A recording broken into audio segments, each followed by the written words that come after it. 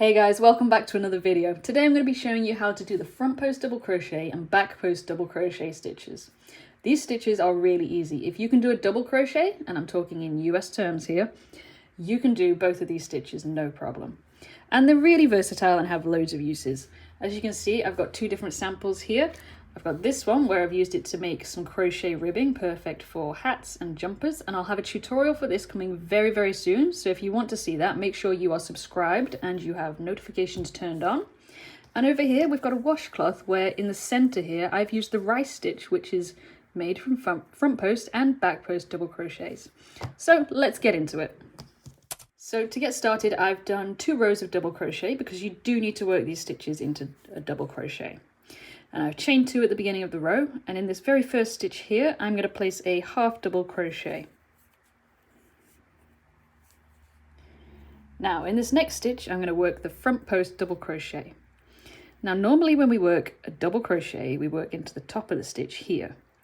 But for these, we don't. We work around this post here, this vertical bar. And what we do is we put the hook behind it and out through the other side.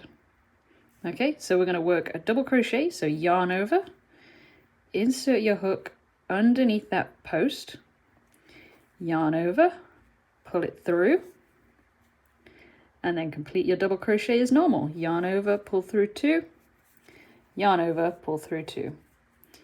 And that's it. That's a front post double crochet. Really easy. I'll just show it one more time. So we're going to yarn over.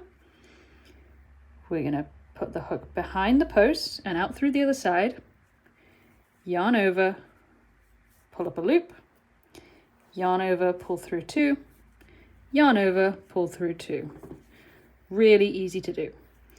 Now for the back post stitch, we're going to do basically the same thing, but instead of coming through the front here, we're going to go through the back.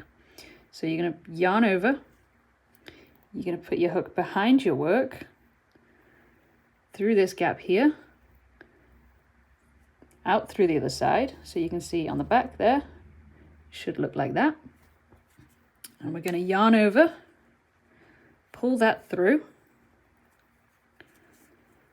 yarn over, pull through 2, yarn over, pull through 2.